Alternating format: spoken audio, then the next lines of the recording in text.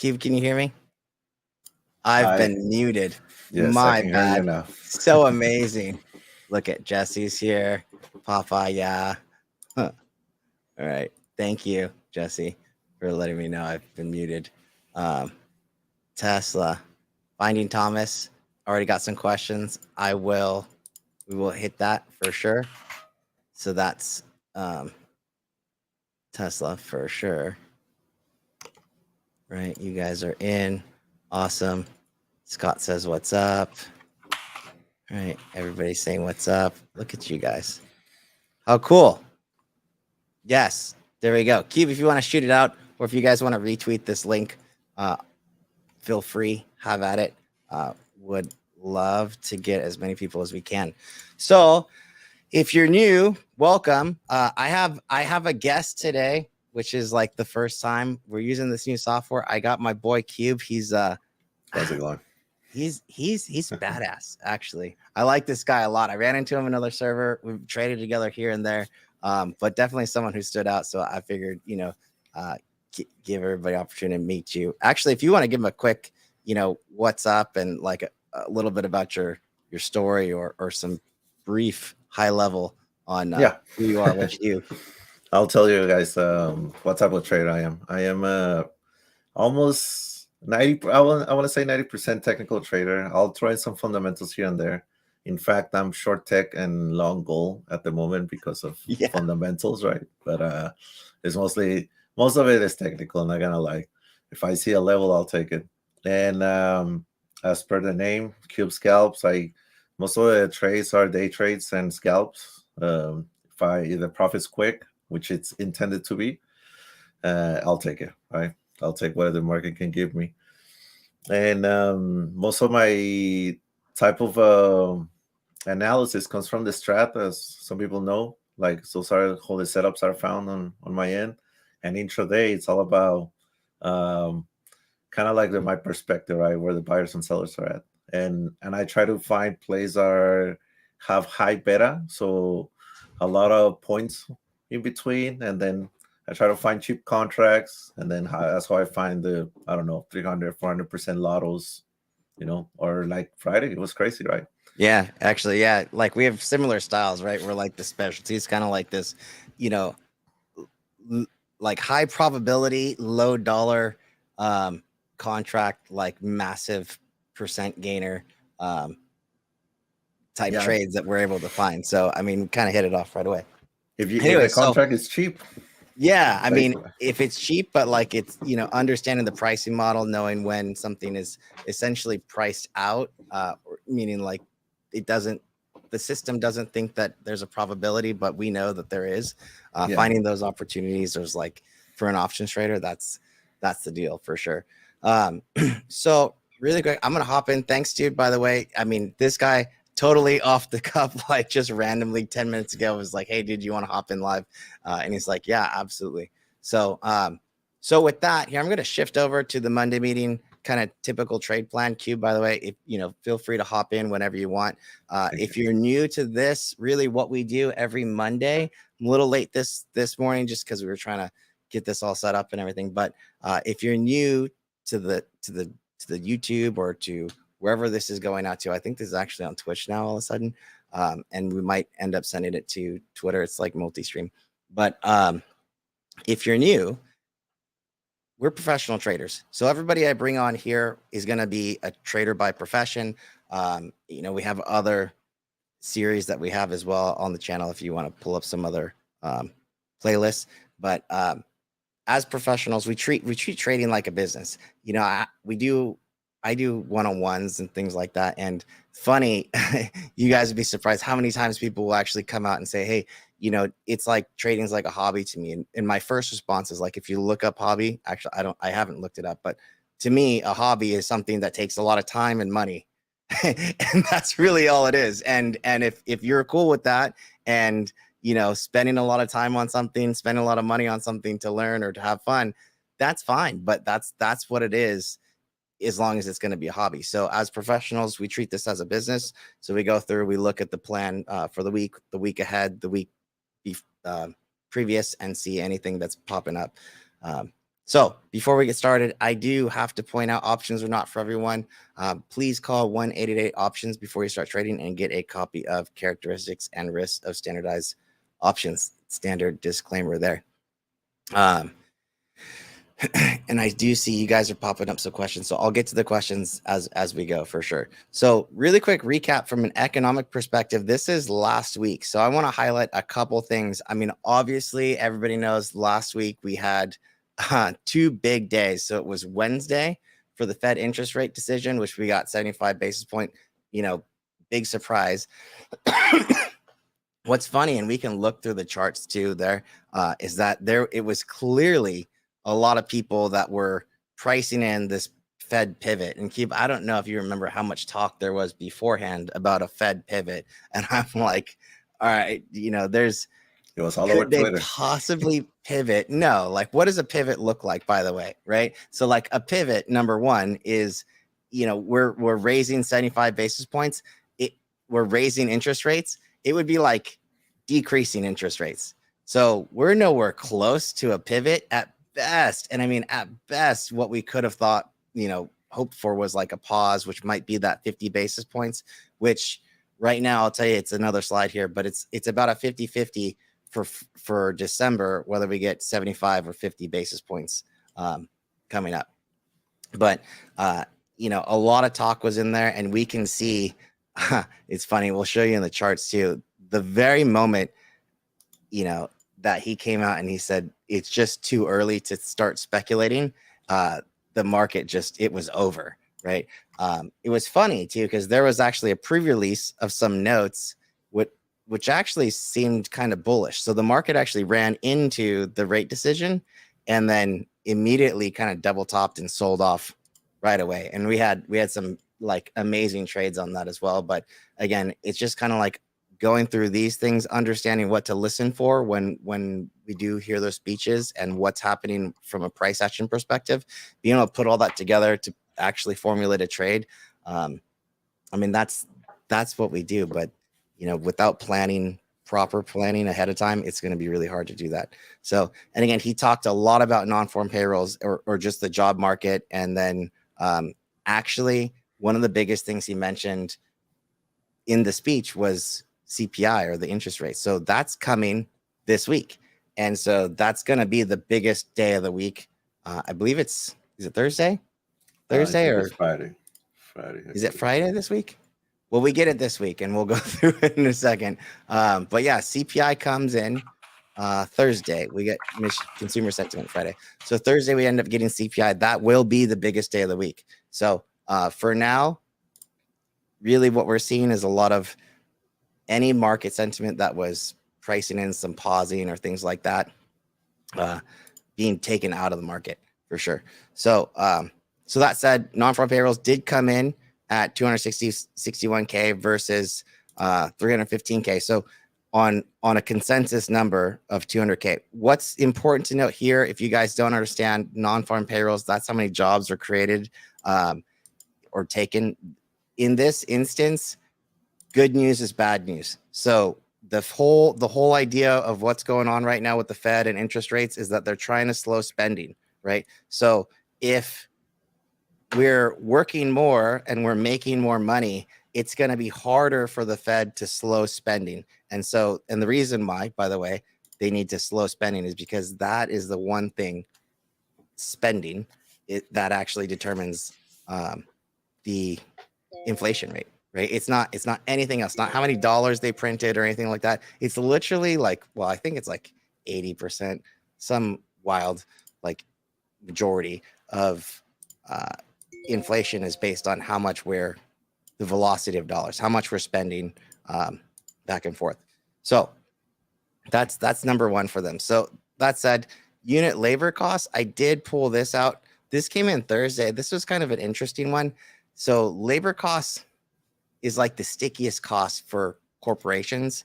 And it was way up there, 8.9% the quarter before, but it came in at 3.5. So that's the one that was like, well, if there's going to be some good news out there, that's where I'd pull it from. Clicks data, really nothing there. job openings, not a big deal. So yeah, we actually have a lot of jobs opening, but they're not necessarily being taken still. So that's it on the economic front from last week. Unless Keith, did you have anything that we didn't cover on that? No, I mean that's it. You're very right about the good news is bad news, and Yeah. it's just the economy needs to cool down so there can be a pivot. And I think the takeaway with the pivot is that we know that the market turns around on a Fed pivot, but preemptively guessing where the pivot is, I think it's just a matter of waiting for the pivot instead of Yeah. you know. Preemptively guessing, I think, is like guessing is the key term there, right? Like if you're guessing, and you're gambling. So it's a little tough. Collective is saying, is Friday a holiday? I don't think so. Is it Thursday? Friday holiday? Is it Friday? No. Markets are open for sure. Couple other headlines today or over the weekend that I got. So Apple, this morning, I believe it was pre-market, trims the new iPhone outlook by 3 million units. So that was Nick. Yo, I can't even read your screen name, man. This guy, look at the screen name. What is that? I'm just gonna say Nick because I know you. Yeah, so Apple was down in the pre-market, kind of recovering. Someone was asking about debit spread. So yes, I do have put debit spread. I'm still there. I've actually kind of like doubled it because I did open some shorter dated just Apple puts, and I haven't looked just yet. I might, now you're making me.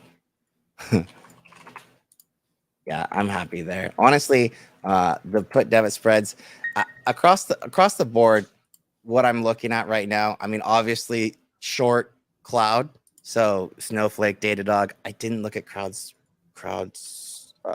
today. That was definitely on my watch list. Oh, it's dumping hard. CrowdStrike is just going down. Snowflake is literally falling out as we speak. Got position on Snow actually. Yeah. It's building momentum. It's about to fall out heavy right now. Sorry, I don't want to get distracted. But Apple in general. So I looked across the board and I looked at Microsoft, Google, Amazon. You know, those kind of big cap. They've been down pretty heavily. Apple's been holding up more or less like across the board. And then this headline to me is kind of like the catalyst. It's clearly not making a big difference in price action, but would you rather, like Apple here at 138 or Microsoft here or Google here or Amazon here? I think I would go with any one of those over that's just me personally. So maybe I'm talking my book, right? We have a clear fair value gap over Friday at 138 anyways, which we've more or less filled this morning. Here, you guys have no idea what I'm talking about, so I will see if I can pull that up again. There you go. Apple clean fair value gap is right here from Friday after through the weekend, which we filled. So anything here, that would be my stop really around this. I call it like 138 level for the day trade. Right now, looks like it's gonna fight, but it's really not that strong. Why don't I do this? We will pop over here in just a minute.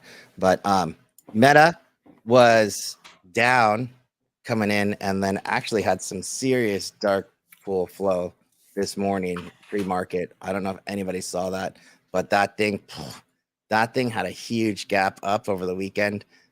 And it did not. I mean, it was a gap Friday, filled gap after hours. So this thing might have some legs now for a little bit, at least for a bounce trade. Not an investor there, not yet. And then casinos. So there was a lot of stuff about casinos.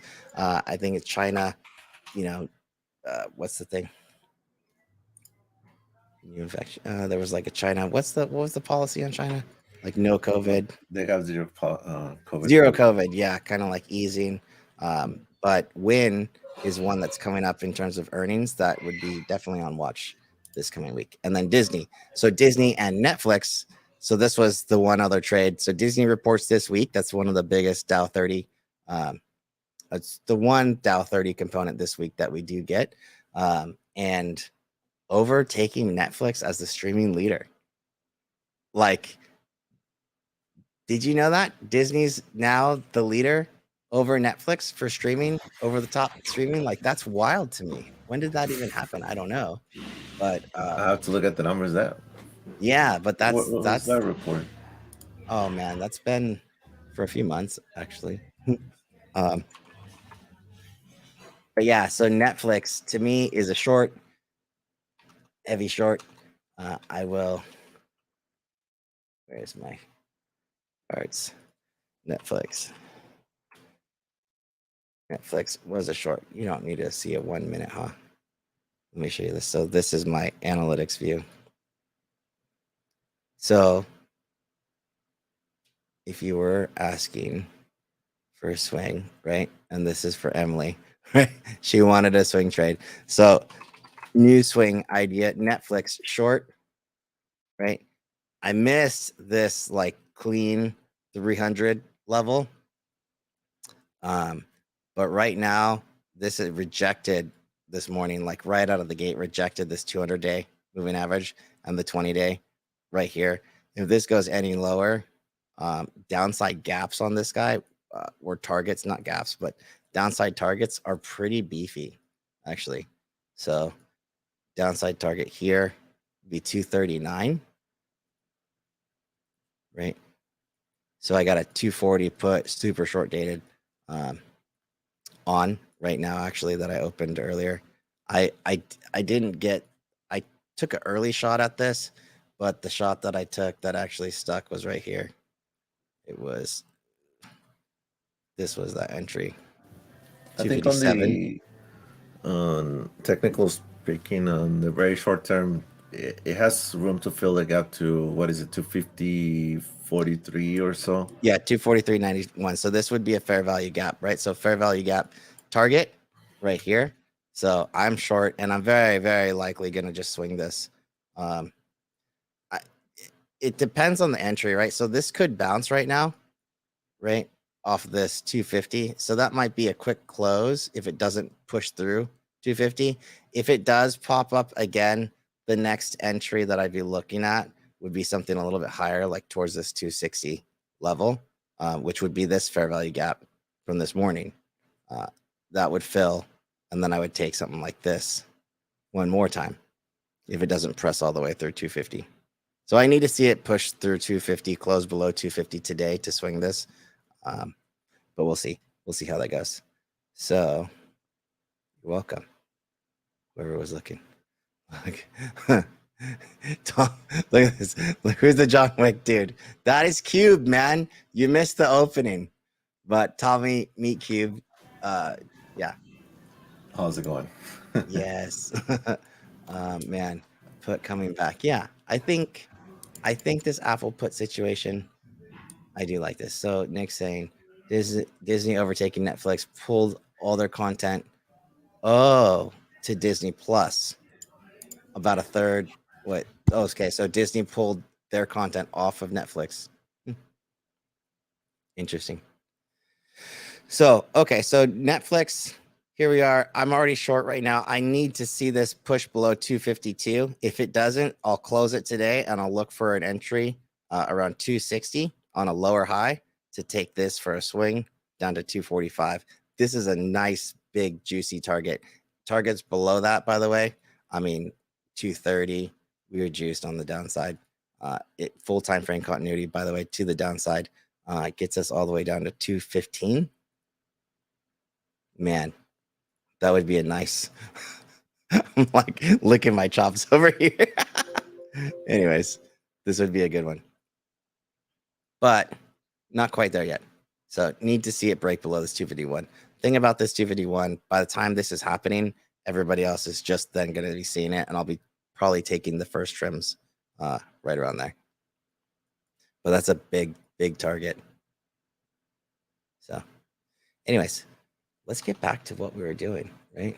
Where were we? Okay, so Monday, Today we don't have a whole lot. We actually start midterm elections tonight, right? So two things happening this week, right? We have oh God, two things happening this week. So one, we have CPI on Thursday, and today, I think tonight we begin midterm elections. So midterm elections are a big deal, right? So what the market's going to be looking for, if you're not familiar with this, is really a stalemate, right? So midterm elections are the Senate and the House kind of voting. And I used to have, I don't have a picture on this. I used to have an image of all the dips to buy, right? Because we went back. September is the bloodiest month of the year, right? September in a midterm election year is the bloodiest September in a 4 to 5 year cycle.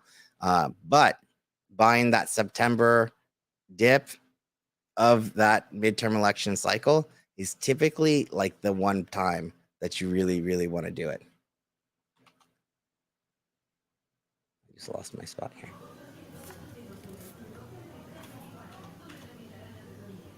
And this stuff, I'm all over the place. So we'll see how that works. And I need to get to here. So earnings coming up this week. We really just have Disney. That's the only real one on deck. And then I did pull really quick CBOE Fed Watch tool. So this is for December.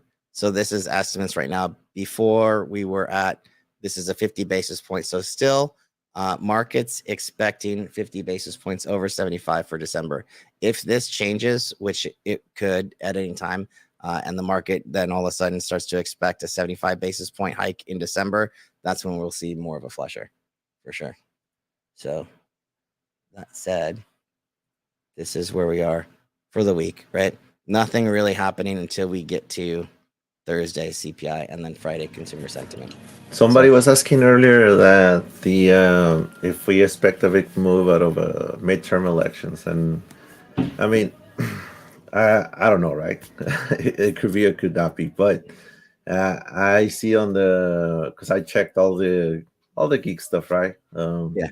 On options, and I do see a decrease in implied volatility on today and tomorrow's expiration, and then past that we have increasing implied volatility on SPX and SPY for what I think is coming in for CPI, right? But for midterms, it looks like options buyers are not expecting a big move out of the market at all. Yeah, actually, so that's a pretty good point. So when we look at things like earnings in equities, those are like event volatility things.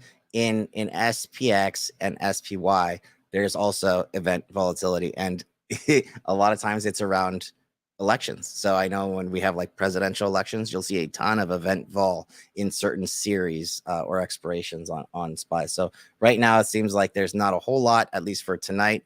I don't know when we're going to get results. I think they kind of come in over the week. So maybe later in the week, maybe this Thursday, I don't know. But in terms of what's the market going to want to see, the good news in terms of midterm elections would be stalemate, meaning like the House and the Senate are split. One's Democrat, one's Republican, and they can't get anything done. If it's like, all Republican or all Democrat rather, if it's like a Dem sweep, it's going to be all bad for the market for sure. At least that's my opinion. I don't know. Nothing's for sure, right? But anyways, there you have it.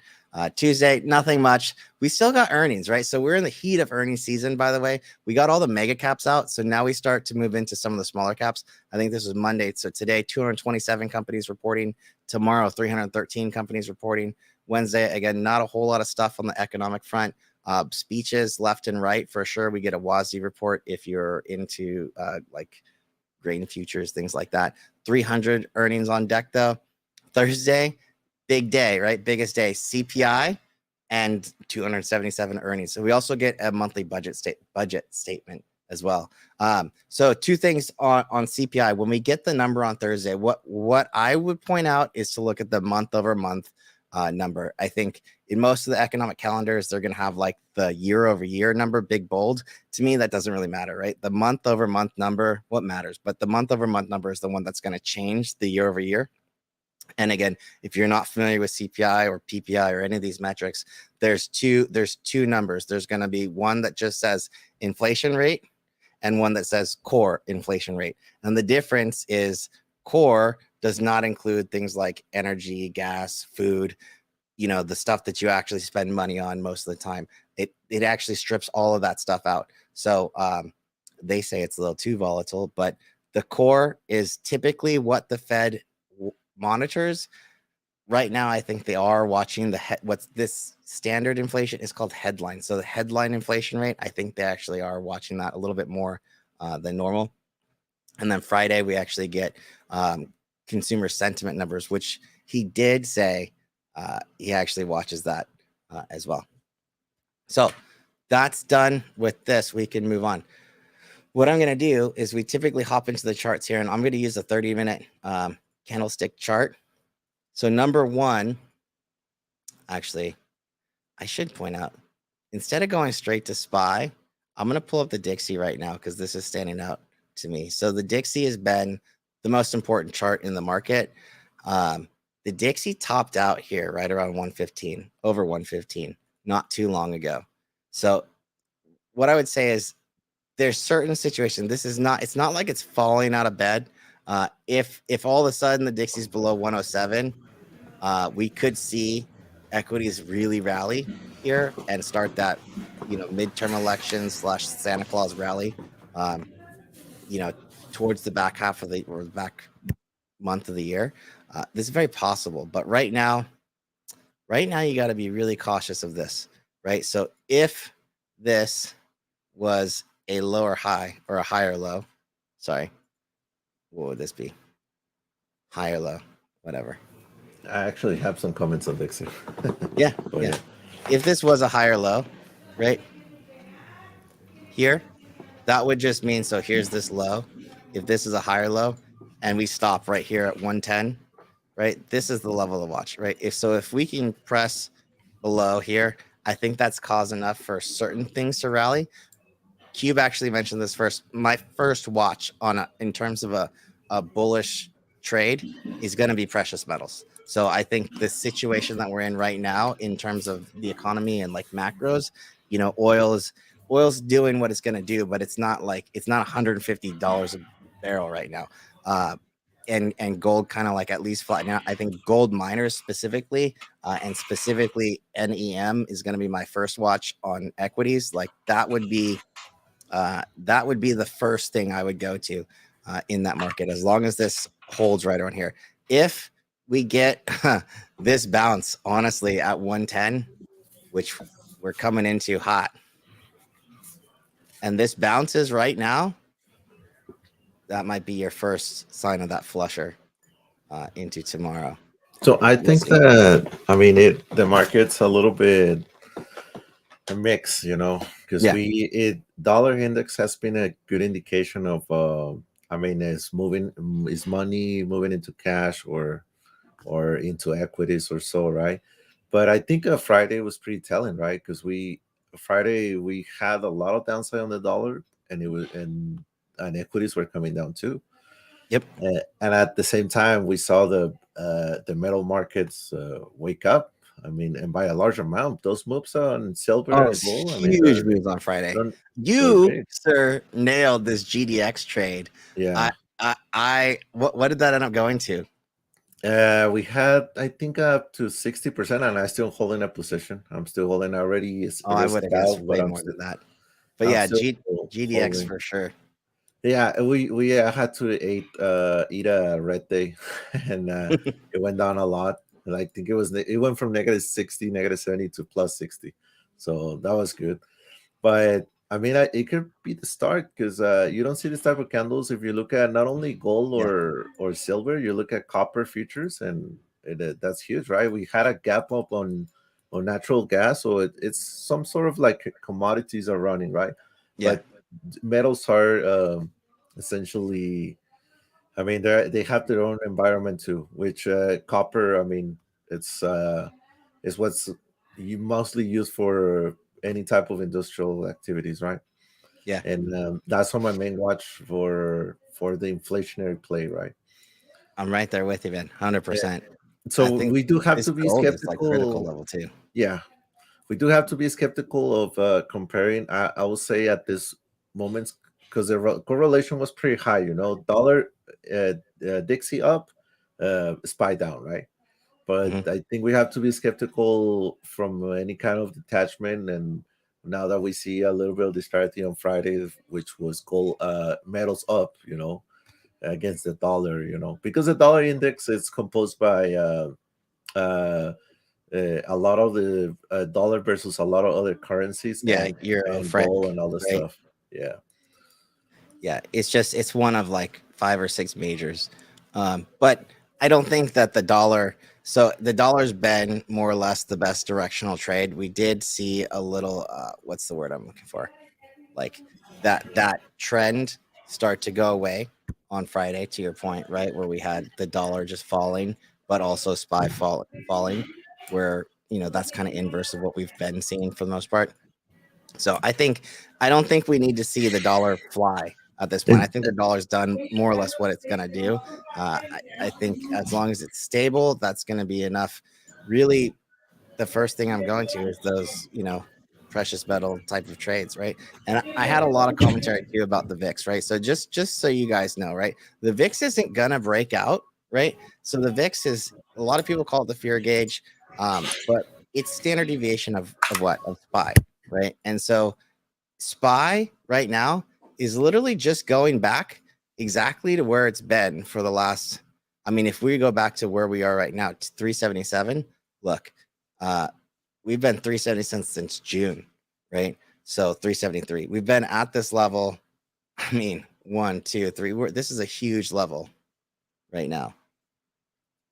This is a very huge level that we're sitting on right now. Oh, we just bounced off it Friday. So 373, right around here. Look, the VIX isn't going to break out or do anything like that until we're either making new lows or going way through the highs, right? So if SPY is above 355, 360, VIX isn't going to be 355. It's not going to be at your 35, 40 level, right? You're only going to get a 40 handle on the VIX if SPY is like 330, right? That's the only situation. So I wouldn't use that as a real directional gauge either, just because again, we're coming right back into that same exact range that we've been trading in for a while. All right. So really quick, I'm just hopping into these charts. So I use these orange boxes on my screens. This is an average weeks range. So typically things don't move more than an average weeks range, one direction or another. I'm just going to put a couple quick levels here.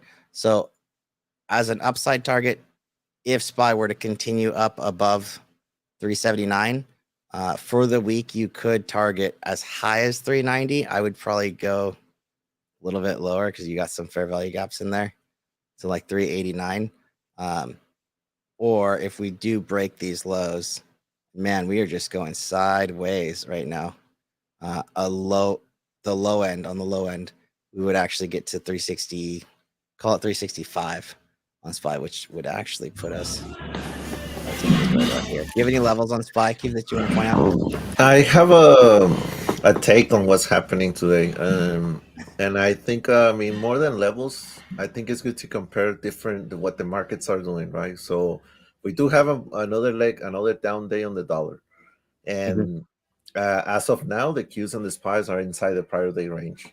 So it doesn't give any advantage to the buyers unless they are above the prior day range, unless you have a prior breakup. But we do have a market that did it, which is the Dow Jones. Yeah, I was just gonna say that the Dow diamonds, right, and IWM probably, but diamonds are breaking over their 200-day right here. So this is kind of a different type of level. So somebody said on the weekend something like there's a fight between the old economy versus the new yep, economy, which is yeah, uh, totally agree. it looks like investors are looking for good free cash flow. We just seen Boeing exploding to the upside, finally signaling some positive cash flow, and now you see tech, getting hurt. So that's why it's getting a little bit tough for trading the spies because tech, I mean, is basically, I don't know, 20 something percent of the spies, and Yeah. it's just it's hindering the moves of the upside that other markets are doing, which is energy and industrials, going to the upside, and materials going to the upside, so that's why we see some kind of upside on the Dow Jones at the moment. You scared me just a second because I just opened a short swing on Boeing. I will bring one though. Like, so GE has been one. So this is like the old economy, right? So I think Boeing's had a huge move, like an amazing move. GE, actually, I guess this is similar. We first pointed this one out around 60. Well, my entry's at 65. I don't know where we pointed out, but we talked about a couple weeks ago saying that, hey, if this could break through its 200-day, right, which it did, it's going above its 200-day moving average. So it test finally broke through on Friday, and now it's above its 200-week moving average, which is this purple line. This thing looks primed, and I'm happy to get, like, I think 2 weeks ago I was talking about, hey, look, if this holds over 80, this looks good. And like, this is where, to me, I mean, you pull this chart back, this is an amazing opportunity here. If the old economy does come back in terms of industrials, things, Cube mentioned copper earlier, that's where this is, right? And I look at something like a GE, I'm like, well, everybody wants to talk about clean energy, things like that. In all honesty, you could go into utilities, right? Like, who's going to lead that sector, right? It's going to be companies like GE that have been around for forever. They have to innovate. They're going to innovate in terms of clean energy and things like that, although you don't typically think of them. And this specific company has got a major turnaround story going on. But that said, there's this other thing too, where like a stock breaks up over 75, it typically goes straight to 120 for whatever reason. So like, my short-term target right now on GE for my equity is at least, so target 198, right? But realistically, 106 in the short term. So we have a wider range of, stocks that we can choose for this type of trade, which some of them already ran. I like to pitch in an idea, because if you look at something like GE, it's already running. It still has a lot of room. Pull up the weekly, and you'll see, right? This thing's got a ton of room. I mean, this is post.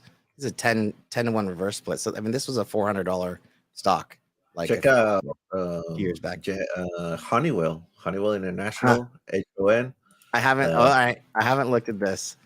Huge. And it still has room. But it's already running. It's already breaking out. Key important levels already to the upside. So industrials are going, and I think one of my favorite is lagging, and I'll have to check why. What you're gonna say?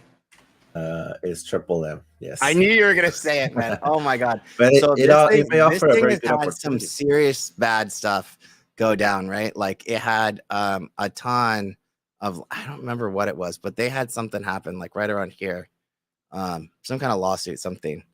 But yeah, this has been super interesting to me too. I mean, talk about what a recovery from $100, right, to one something. But this chart is no different than the rest of them. When you look at this thing, this is, 270, $280, $250. And if we do, so we just broke structure, right? So you have high, higher high. This is the first higher high last week that we've had on this guy. I'm checking out. I use a lot on the daily, the 50 and the 20 EMA, and when you're above it, I think it's a good indication. So all of my moving averages are locked on the daily. So red is 200, blue is 50, and this gray is 20. So yeah, I mean, sounds like we learned the same. Yeah. But yeah, right at this 122, if it holds, that would be good. If it does fail back, right now it's kind of in breakup mode. If it does fail back, this 116 level would be. It's definitely a lagger. So there's two things: either it's gonna do it later, or it's just weak. That is, it's better to go with the strength. But I'll take a chance with something that has a lot more room. If you see that the huge big red candle to the left on the daily, you'll think that there will be some a little bit of a void of price action in there. Yeah. So I'm actually going to zoom in on it right? So the big red candle on the daily. So this is 122.72. If you tag that and actually bounce higher, that's super bullish for this guy right here, 122.72. In terms of from an order block perspective, oh yeah, I can pull this all the way back. So if you have missed all of these entries, happened, this was filled here, cool. This one got tagged. So it is right now. It's a nice call. Nice find for sure. And we just tagged it. So anything higher, this goes any higher, this could be ready to roll. You want to check out the chain? 3M's not usually a big options trader. So I would just go time and sales on Thinkorswim. It's my platform. And I'll just look at the biggest block trades. So not a huge amount of trading going on. It's about split calls to puts. IV is insanely low. It's like 38th percentile. Most of the volume seems like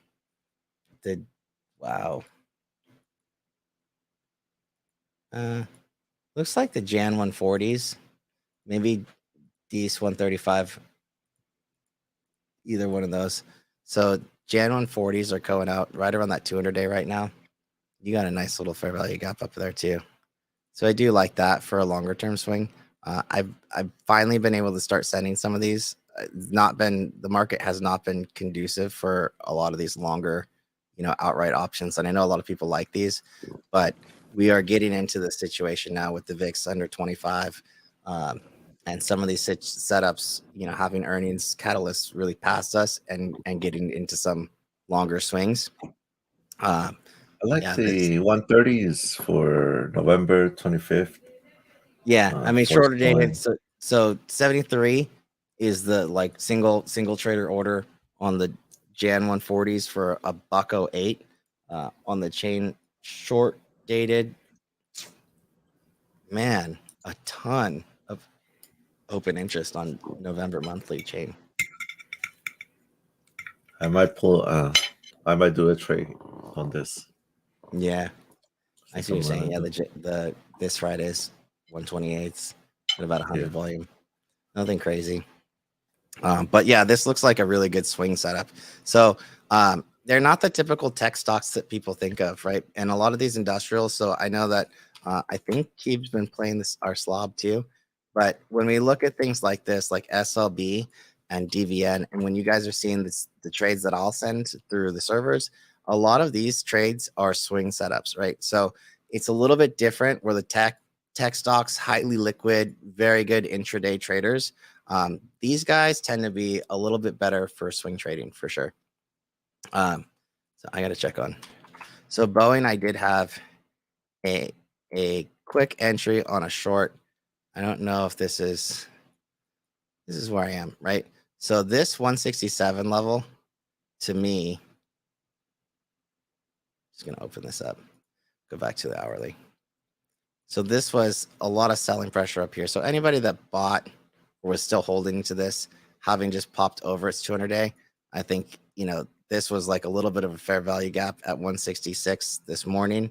So I just snagged a quickie put for this little level right in here. I don't think, Boeing specifically, I don't think it's going to go all the way down here. I think they're at November monthly 150s.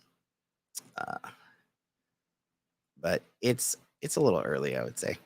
So it could be a quick out. Yeah, it already started to bounce a little bit. But the best kind of like ideal entry I was looking for was right around this 165 level. If we do get a rejection up there, it looks like we didn't quite get there. So it still might come. Of course, if it makes new highs today, it's just you got to close it. I mean, you're shorting kind of at the top, but if it's going to keep going, this is a strong sector right now, no question. So Nick's asking, he wants to peep NVIDIA. Emily, that was my answer to Boeing. Yeah, still in it. And it's a starter right now. So to me, it's a swing trade, especially if Boeing closes today below 163. So that's where I'm going to be, right? So if Boeing closes the day below 163.23, yeah, I'll swing it with the first kind of profit target just under 160, realistically 156, and then you got some really big targets on the back on the downside. All I'm going to be looking for on something like this is just for like a typical retrace, right? So like of this market move, this most recent one, and I don't need to be exact, right? 50% retrace, which is bring it back to that 148. And that's where I'm going to be 90% out on something like that, right around here. But could it go lower? Sure, it could. But am I really trading for those? No. So not a major thing. It's just like a good value area if I was going to short. So where'd you go? NVIDIA first. Cool. NVIDIA. So a lot of people were like, I was talking super bullish on semis. I'm not ready yet. I think. So entry. Wow. What is going on here? So we did just bounce off of, what is this? So this is Friday, Thursday, Wednesday's high, 140 level. Right here. I gotta get some of these old targets off. Off. So that would be the first long. I mean, to me, I had this already out here for an earlier long. I don't think I took this at 138. So at 138, you could probably be long up to 150. And this is that 50% retrace from here to here. Do you have any levels on NVIDIA Cube? Might have lost them. But yeah, if you're going to be long in a trade, just be super cautious that, I was mute. Always think about what, if you're a bear, if you're a bull, think about what the bears are doing, right? So where are the bears going to likely step in? They're likely going to step in right here at 150. So be super cautious of that. I have a major level at 146.35. I had to check why I have it, because it was a level that I actually put a different color in it. I was trading it a lot before. I think it's some big level on the weekly. Looking far left on 2020, 2021. Yeah, so this is 146.35. So you got here, kind of order block. Yeah. And I see the past on the weekly chart, the past big highs level here. We essentially top out close. I mean, not exactly at, but close to the weekly 20. That's what we're noting for the future, and we're approaching it soon. It could go higher, into the level. And here's your 146.35. Yeah, it's a big level right there. If the daily candles were to stay like this, just like this, and tomorrow it breaks the low of today, that will be a 2 up, 2 down. That will be a short 2-2 reversal for sure. Right now, so like in this market, so he's talking about the strat, right? In this market, and I don't know if you're seeing this a lot, but I see a lot of,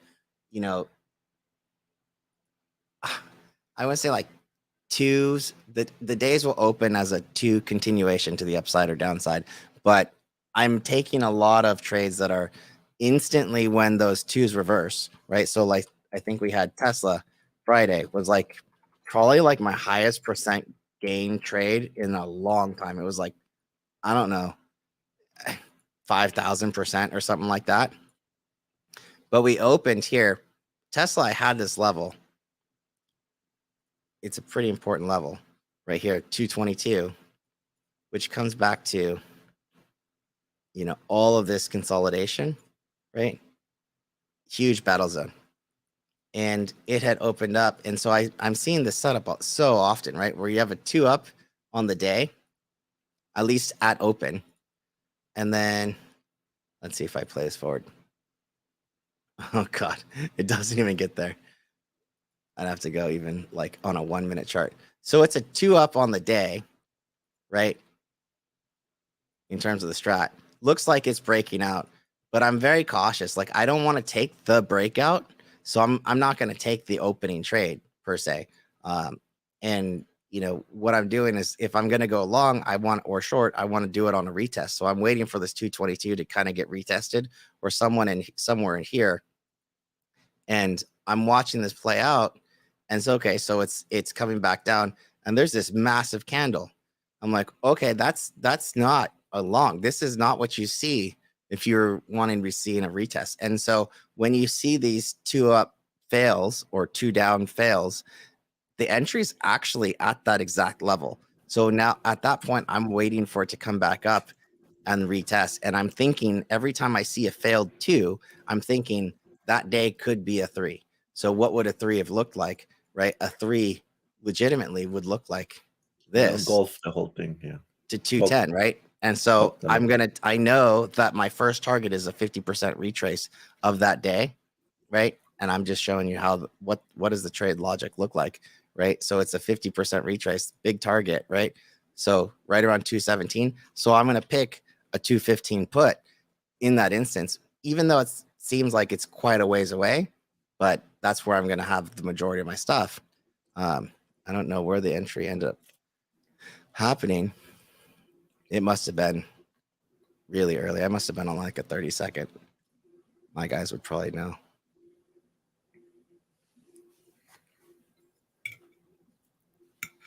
Anyways. Yeah, it was somewhere. I mean, it must have been right here. Yeah. Oh, this little wick, I think. But they were like $15 right about here. And so even on this little micro candle, I can see, okay, well, this is a short. It's failing below that level from yesterday. And this is pretty much right where it happened. I think my first entry was a little bit higher, but the cons were still a little bit more expensive, something like that. Yeah, and this thing ended up doing, it did end up being like a 3 on the day. Oh, maybe I got it in here. You guys will know. I don't know. Anyways, it was like a 5,000% something. The point is that you got the entry. There it is. I got to be on the right day.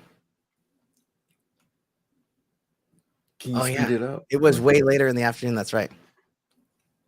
Speed her up.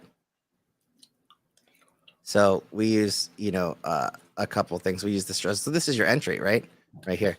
So different systems that we'll use, like there's this smart money concepts that would have given you this fair value gap right there. And I think that was my entry. Anyways. So yeah, I'm seeing a lot of this setup, in the market. So if you're not familiar with this setup, this is like that crucial setup. Yeah, systematic snipes. If you guys on the YouTube, there's a video called Systematic Snipes. We had something similar.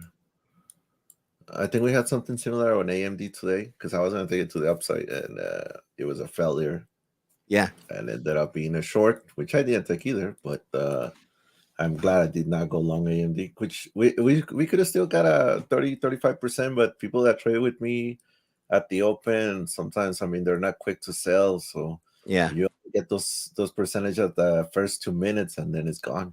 Yeah, just be really careful when you guys, I mean, a lot of systems and a lot of people are taught to take the break, right? I mean, Keith's good at this too, but in all of my crew, Systematic Snipes, is not on the YouTube. That's not a free one. It's in the server. So you'd have to go to the server and then it's listed there. That's our IP, right? But 6287, yeah, critical level here, clearly. And I mean, it broke the prior day high, which was also that level. And I was like, okay, AMD has a lot of it could go to the upside very nicely, and then it fell, right? So yeah, you can still good do thing it too. If you're using the strat, right? So full-time continuity, it's like split 50-50 here. So what's good to know is like this morning, this was probably 3 out of 4 green. It was probably full time frame continuity to the upside. But the second that it failed that 62.95, yeah, then you started to shift that time frame continuity for sure. So even if you're using time frame continuity, like metrics, things like that, you always want to be aware of when would it actually change on you. I wonder if it's a TOS script that I can use. That would be cool, just like you have right there. FedEx. Keev's gonna take a look at FedEx. By the way, give Keev a follow on your socials and stuff like that. FTX, yeah, FedEx was actually one I was looking at too. It's possible. I had 160s not that long ago. Didn't actually make it. Shoot, I missed entry right at 151. I think Right. it looks like it could be a good long. Well, I was looking at it earlier. Yeah, It I did agree. reject the prior day, the last leg down the 618, but now it's pushing it back up. So I think a break of the Friday's highs could send it towards the 160, 250. Mm-hmm. And from there, it'll be a little tougher. It'll be a little You have tougher breaking all those levels, but so here's the legitimate target.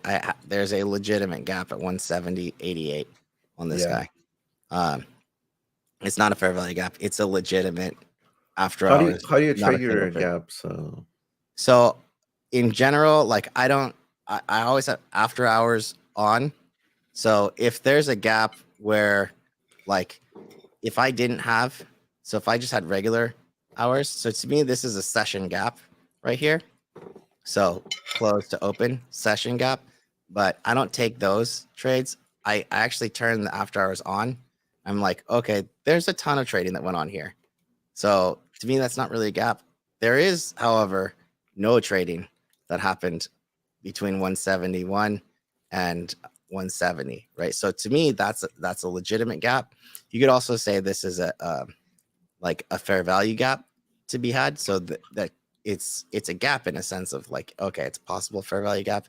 But what I'll do a lot of times is I have a little different setting where I will, oh my, how come I can't turn this off? I'll turn these on and then I'll hide the candles and I'll see where were the volume gaps. So like there's selling here, but it's a massively low volume sell off. So these are just session volume bars. So nothing but selling here. But yeah, there's a ton of low volume sell offs over here. So I will see that, okay, possible low volume sell off for sure. Yeah, it's like going through price discovery again through those levels. Like there's really not that much action in between. Yeah, exactly. So price discovery, that's the way to say it, right? My key levels when I see a gap like this, my key levels are the initial gap. Whenever if I take a position before it, when it's heading towards a gap, and it hasn't been above the gap, it's one of my first targets. Because it may just reject there, and 50% of the gap fill is one of the targets as well, and then the complete gap fill. But I put stuff in between.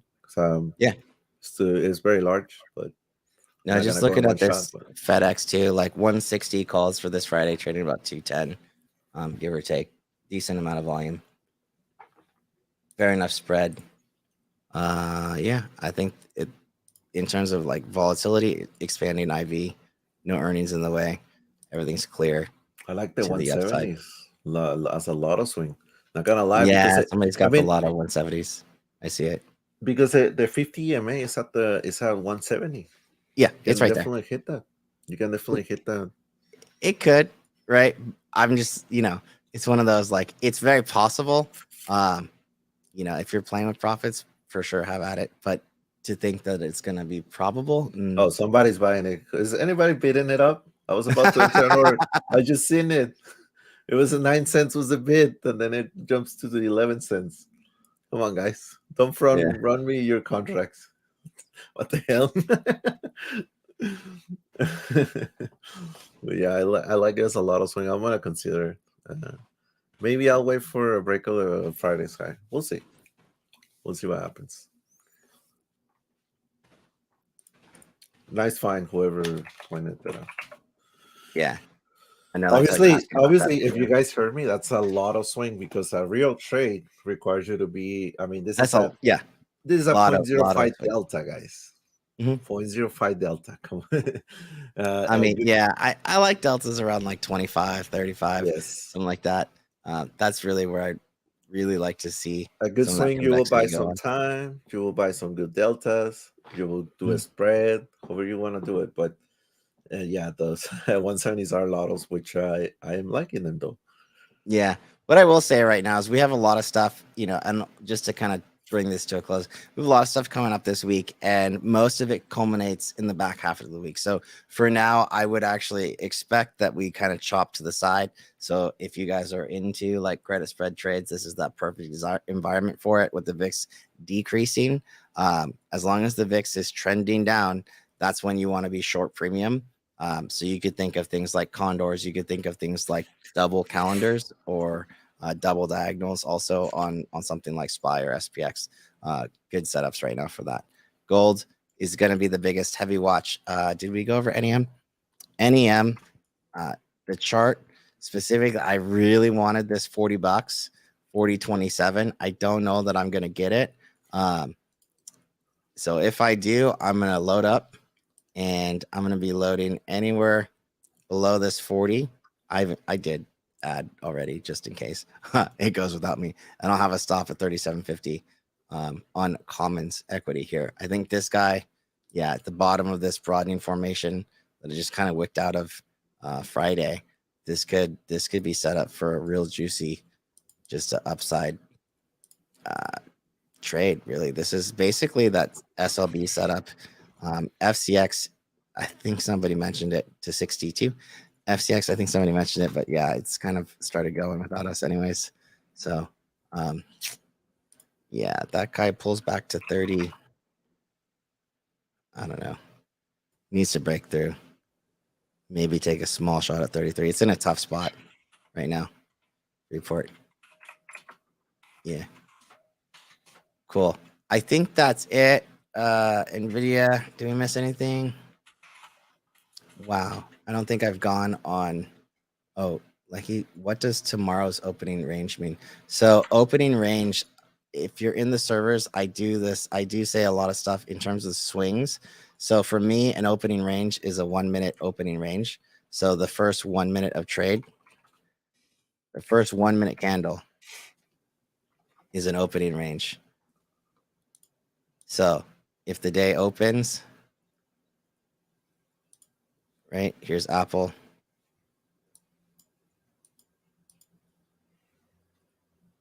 Can I make it go any slower? So this from here, assuming that's over. Yeah. So from here to here, 1 minute opening range, that's an opening range to me. So I wanted to see above this 1 minute candle, that first 1 minute candle of the day, above it, to me, it can continue on higher, right? Below it, it's going to be a short. So again, why was I okay adding a short on Apple? 1 minute opening range, we're below it. And then it gave us like a little fair value gap double tap in here. So we'll see where that goes. Yeah. So as long as it's below this opening range, to me, this is going lower. So in between, it's kind of like those, it's kind of scalpy trade. You're going to get in some decay. So, but that's what an opening range means. Cool. All right, guys. I think that's it for me. Oh, I have 2 requests. So one, we need help. The team needs help with social. So if anybody's out there that wants to help out with like social media, stuff like that, content creation is massive. We need help with. Just go to papergains.com. You can papergains.com/links is fine. But on the website, papergains.com, there's a contact. So contact here, just put in under your, where it says full name, just say content creation or social media help, throw your email, and then throw your name down here, and I'll take a look at that. We do, if anybody's out there that has skills there, definitely need some help. Want to try and do some stuff in the very short term. And I think that's it. Oh, last one is, I believe if you're, scouting around, kind of lurking in the server, under like the free membership, things like that, we will be making some changes coming soon. We're going to actually change the subscription models one more time to actually offer like annual prices, quarterly pricing, which we've never done like ever, which means that the monthly will not be what it is right now. So if you were thinking about doing monthly, hop on it ASAP before that goes away. So, all right, man. Cube, you're awesome. Appreciate that again. Thank you for the invite. Totally on the fly, coming in clutch, man. Love it. All right, Thank guys. you. We'll see you Later.